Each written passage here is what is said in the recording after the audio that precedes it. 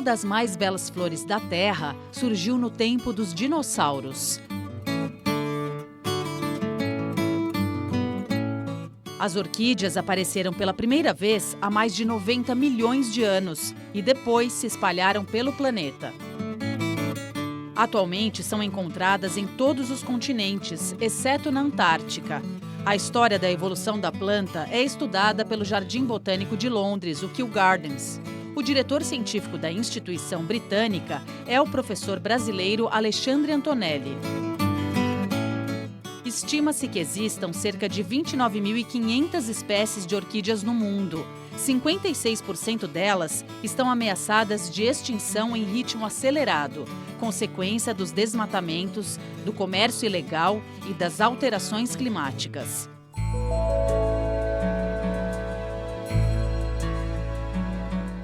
O Brasil, país com maior biodiversidade, tem cerca de 2.500 espécies, concentradas principalmente na floresta amazônica. Grande parte delas são epífitas, ou seja, vivem presas nos troncos das árvores. Elas não são parasitas, apenas usam outras plantas como suporte.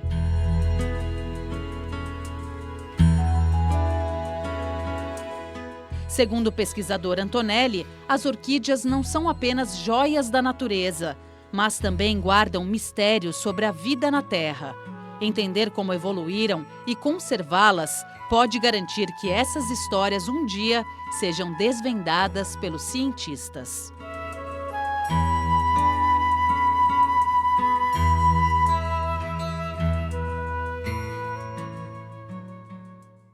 Está no ar o Repórter Eco, com informações importantes sobre aquecimento global e doenças tropicais, a primeira região de clima árido do Brasil e a expressão indígena na moda.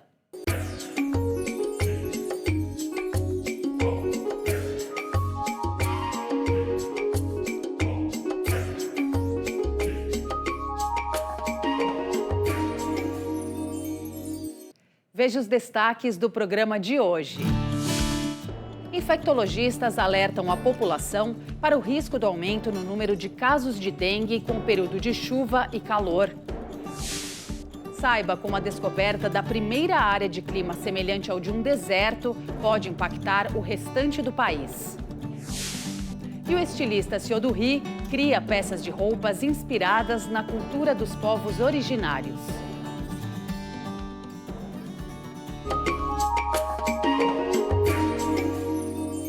A crise climática impõe desafios à saúde pública. O combate à dengue é um deles. Com as altas temperaturas e as chuvas, o mosquito transmissor da doença se multiplica.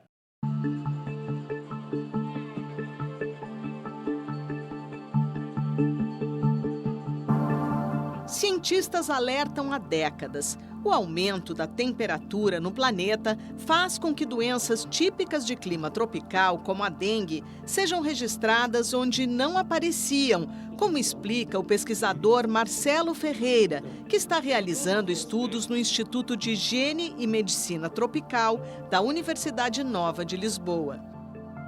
Esse é um tema que, obviamente, afeta o Brasil. Dengue hoje está chegando a estados e municípios em que, tradicionalmente, não havia condições de transmissão. Nas épocas mais frias do ano, os mosquitos não sobrevivem. Também há uma preocupação muito grande em relação à reintrodução, ou, em alguns casos, introdução de dengue no sul dos Estados Unidos, no sul da Europa hoje, está começando a ser colonizada por Aedes albopictus, que não é o vetor ideal, mas é capaz de transmitir vírus da dengue. Muitos casos importados, obviamente.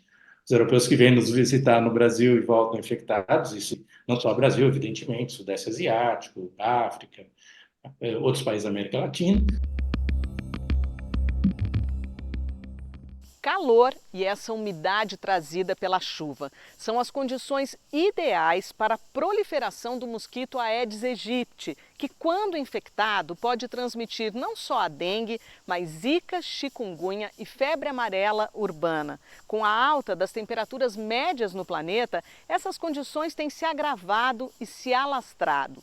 O Um estudo da Universidade Norte-Americana de Michigan, por exemplo, aponta que as arboviroses, que são essas doenças transmitidas por mosquitos e provocadas por vírus, podem ter um crescimento entre 10% e 20% nos próximos 30 anos. A causa são as mudanças climáticas.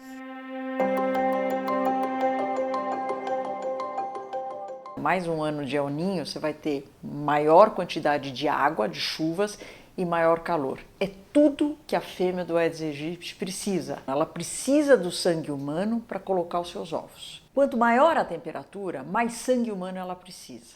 Lembrando que cada fêmea de Aedes aegypti, nos seus 30 a 45 dias de vida, ela consegue picar até 300 pessoas e colocar 1.500 novos mosquitos no ambiente. Uma vez que ela foi atrás do sangue, agora ela precisa colocar os ovos. O que ela precisa para isso?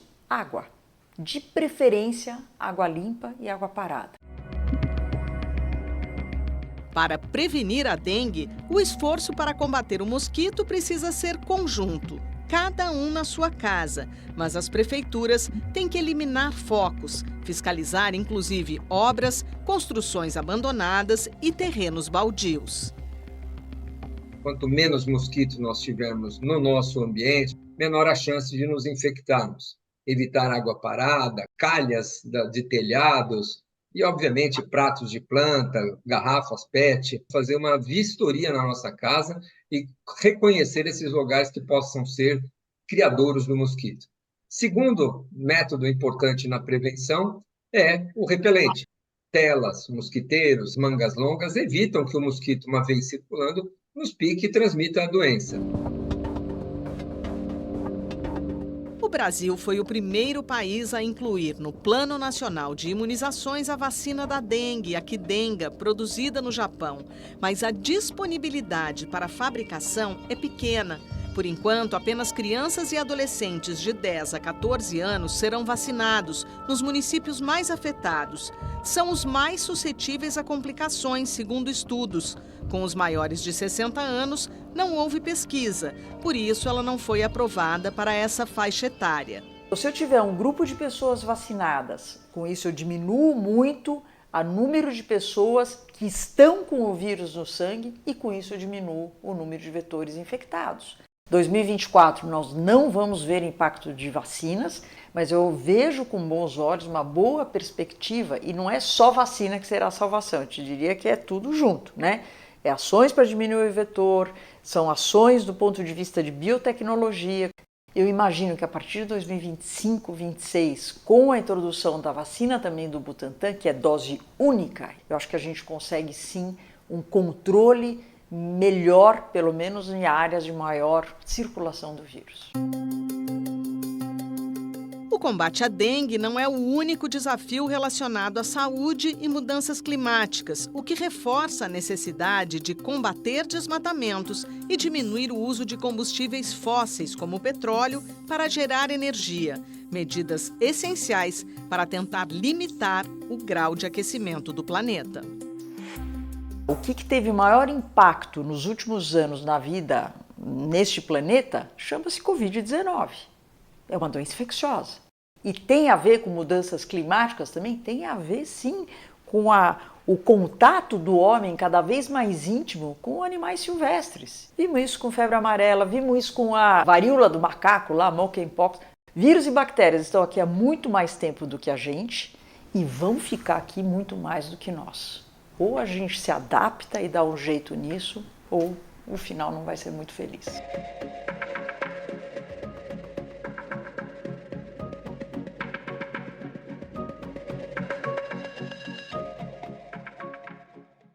Agora, vamos às principais notícias da área socioambiental. Depois de 15 anos de debate, um comitê internacional de especialistas em geologia votou contra a proposta para declarar que estamos no Antropoceno, era que marcaria a transformação do nosso planeta pela humanidade. Os cientistas do painel consideram que o mundo ainda está no Holoceno, que começou há 11.700 anos, período onde ocorreram grandes extinções de espécies animais e vegetais, alterações do clima, e recuo de glaciares. Pesquisadores da Agência Atmosférica e Oceânica Americana alertam que o aquecimento excessivo dos oceanos poderá causar o branqueamento e morte em massa de recifes de coral. Indígenas, ribeirinhos, quilombolas e agricultores familiares fazem protesto em Santarém contra a construção da Ferrogrão. O projeto de ferrovia, defendido por multinacionais da soja e do milho para escoar os grãos em Mato Grosso e Pará, atravessaria várias terras indígenas e unidades de conservação. Logo mais, aqui no Repórter Eco. Cientistas analisam como a descoberta da primeira região de clima semelhante ao de um deserto pode impactar o restante do Brasil.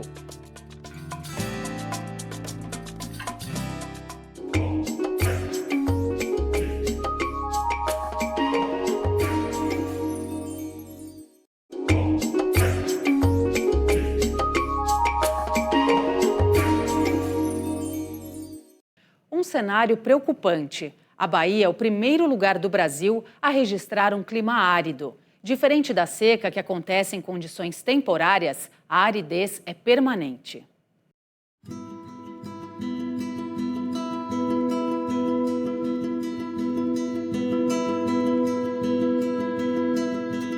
A primeira região de clima árido no Brasil foi identificada entre o norte da Bahia e o sul de Pernambuco. É o que revela um estudo feito pelo INPE, Instituto Nacional de Pesquisas Espaciais, e pelo CEMADEM, Centro Nacional de Monitoramento e Alertas de Desastres Naturais, a pedido do Ministério do Meio Ambiente, como parte da atualização do Plano Nacional de Combate à Desertificação e Secas.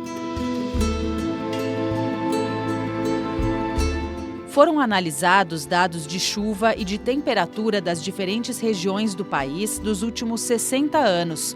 O objetivo era obter o índice de aridez de cada uma delas, como explica Ana Paula Cunha, uma das autoras da pesquisa. O que a gente está fazendo, na verdade, é ter uma quantificação dessa região em termos de balanços de água, em termos daquilo que é disponível, tem disponível de água. Para essa região, né, no norte do estado da Bahia, nós identificamos, então, uma região com clima árido, uma região onde, né, tinha um clima onde tinha um pouquinho mais de chuva, um pouquinho menos de perda, e se tornou uma região com menos chuva e maior perda por evapotranspiração, ou seja, uma redução da disponibilidade de água nessa região. A aridização diz respeito ao clima estabelecido naquela região. A definição de desertificação é um processo de degradação em áreas áridas e semiáridas. Até agora, as regiões mais secas do país se enquadravam no clima semiárido. Os resultados do estudo mostraram tendência de diminuição de disponibilidade de água em todo o país, sobretudo para o centro-oeste e grande parte do sudeste. Temos observado que, especialmente no sul do Pantanal, é uma região também que tem tido uma aceleração nesse processo de secamento, né? Muito em função do aumento de temperatura. O Brasil está mais seco principalmente por causa do aumento da temperatura em consequência da crise climática, causada pelas ações humanas. A questão que é mais relevante em toda essa tendência é certamente a questão do aquecimento global, porque ele acontece em todo o país. Muitas vezes essas questões se atribuem, por exemplo, a uma questão de uso da terra em uma determinada região. Esse efeito tende a ser bem localizado. E quando a gente olha para todo o país, nós vemos que há uma tendência em todo o país. Portanto, de alguma forma, é um fator que está influenciando em uma escala bem maior que essas questões de uso da terra que ocorrem em uma escala bem mais localizada. Embora seja um país rico em rios e nascentes, a oferta e a distribuição da água no Brasil são desiguais. Só a agricultura utiliza 70% de toda a água disponível, enquanto moradores de várias regiões sofrem com falta de abastecimento. Mais áreas áridas significam também o aumento de secas recorrentes, o que provoca a intensificação da desigualdade social e da pobreza. Uma vez que tem essa projeção, né, de aumentar, de aquecimento global continuado nas próximas décadas, um processo de aridização maior, as terras vão tornando inférteis, né, cada vez mais difíceis de produzir, e isso vai criando todo um colapso local, mas que também recebe efeitos em cascata de outras regiões. Aí, certamente, né, a população vulnerável hoje já é mais afetada, só que os desastres ou mudanças climáticas tornam esses vulneráveis ainda mais vulneráveis, né? Uma retroalimentação ali que os mais impactados são sempre os mesmos, né? A atualização este ano do Plano Nacional de Combate à Desertificação e Secas, do MMA, vai considerar todo o território brasileiro. O nosso olhar para a desertificação, obviamente, é para a região semiárida, né, onde a aridização, né, a aceleração da aridização vai certamente intensificar a desertificação, ou seja, pode aumentar ainda mais as áreas degradadas do semiárido. No entanto, essa análise, desde a década de 60, trouxe luz também a outras regiões do Brasil, especialmente a região do Pantanal. A pesquisa traz dados que projetam um futuro ainda mais preocupante.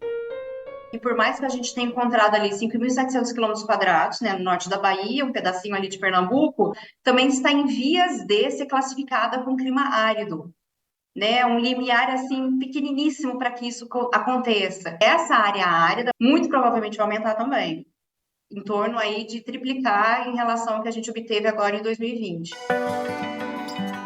Reflorestar áreas degradadas, manejar de forma sustentável e investir em novas tecnologias para o uso mais eficiente das fontes de água devem fazer parte das medidas de adaptação necessárias para enfrentar a nova condição climática do país. O país não tem experiência anterior para, digamos, conviver com uma situação climática que é inédita. O que você tem no mundo inteiro é grande experiência em regiões áridas. Existem regiões áridas no sul da Europa, existe no Oriente Médio, existe na China. Portanto, há muita experiência que pode ser adaptada ao contexto do Nordeste. Alerta é no sentido de agir de uma maneira proativa e não reativa. Ou seja, já que esse problema existe, vamos nos antecipar com as soluções e não esperar que o problema se torne muito grave para realmente correr atrás das soluções.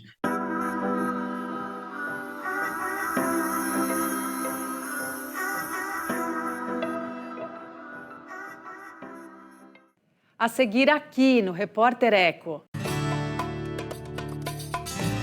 Estilista indígena cria peças inspiradas na ancestralidade dos povos da floresta.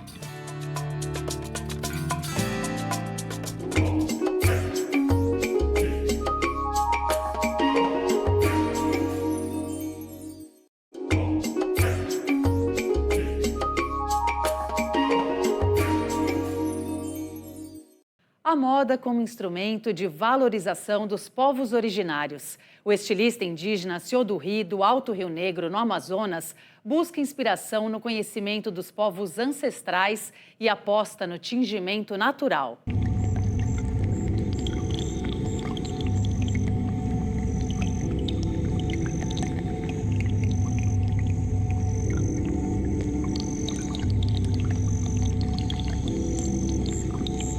Amô no Mian é a nova coleção do estilista Siodurri, indígena da etnia Piratapuia, que significa gente-peixe. Ele nasceu na terra indígena Alto Rio Negro, na região de São Gabriel da Cachoeira, Amazonas. Vivem ali 23 povos indígenas, falantes de 18 línguas. Aos 28 anos, coleciona participações em desfiles, incluindo os do Eco Fashion Week. Ao liderar sua própria marca na moda, une inovações e ancestralidade. Amô no Mian são as primeiras mulheres que existiram e manejaram a terra no seu local de origem. Nessa coleção eu conto a memória delas, né, a presença delas, a luta delas, né, que elas são mantenedoras, salvaguardas desses conhecimentos. E poder co-criar com várias mulheres para mim foi algo que foi essencial e foi uma grande felicidade de trazer isso para a passarela.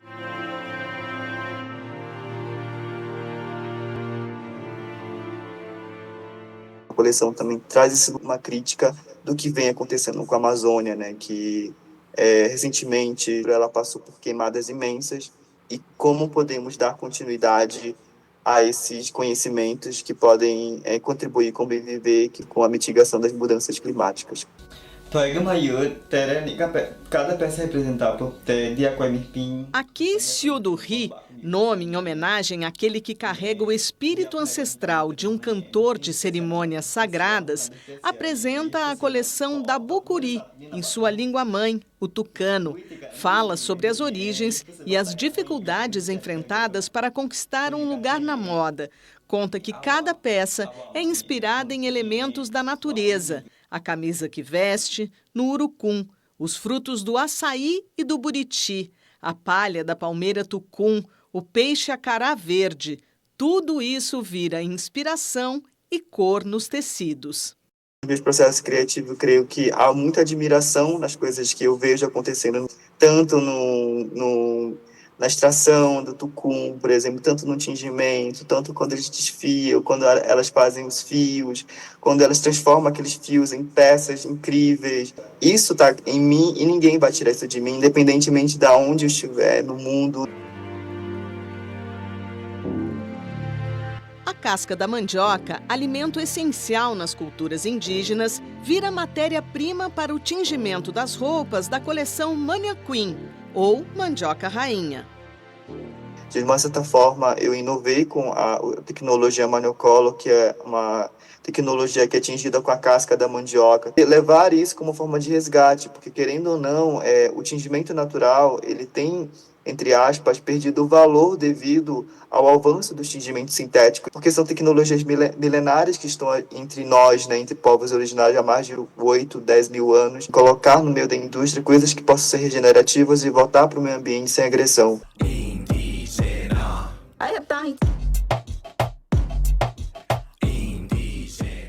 Quando você começou com o tingimento natural, você começou com uma espécie chamada aroeira, né? Sim, no Pamuri 23, eu creio que é minha segunda coleção.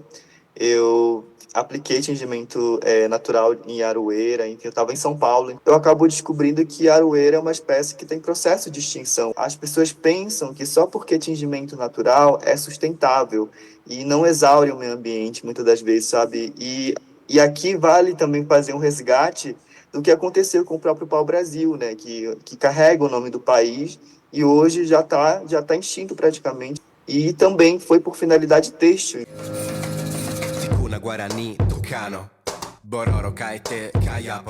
Imanências é este vídeo manifesto. Além de expor criações, Siodurri chama os povos indígenas a resistir. Lembra que os ancestrais lutaram e morreram para que os indígenas pudessem estar aqui hoje. Como é que você tenta honrar os seus antepassados fazendo moda? Admirar a nossa própria história foi tirado muito da gente, né? Ter nossa própria autoestima, admirar nossas tecnologias, nossos artefatos, nossas artes. Ele é muito necessário para a gente, para além da estética, do criar moda, contar histórias não contadas em livros, né? Esse lugar também da luta, né, da presença indígena em diversos espaços. Eu tento trazer essa essência para comigo, no meu processo enquanto empreendedor, enquanto uma pessoa que está também nessa luta contínua pelos nossos direitos, né? Você, como criador e uma pessoa que reflete muito sobre o seu ofício, o que você sonha para o mundo, para o seu mundo, para o nosso mundo? Eu penso muito que deveríamos sonhar mais com a coletividade. Creio que poderíamos pensar muito mais em trabalhar em conjunto, em não pensar só na gente, olhar para as pessoas invisibilizadas ou minorizadas, principalmente, porque lá existem realmente o fazer, o criar, o reaproveitar, que a todo momento vem acontecendo. Agora o grande desafio, como é que eu vou transmitir essa mesma alegria, essa mesma conexão para a nova geração que está chegando, principalmente para meus parentes indígenas, que essas experiências para mim foram uma boa sorte imensa de eu poder vivenciar isso tudo, e eu poder contar isso por meio da moda, mas quantas pessoas hoje elas não têm oportunidade de poder ter acesso ao ar puro, a um rio limpo, a uma comida sem veneno? Eu sou muito feliz de ter nascido indígena, de ser um Piratapuia do Alto Rio Negro e fazer parte dessa história, sabe?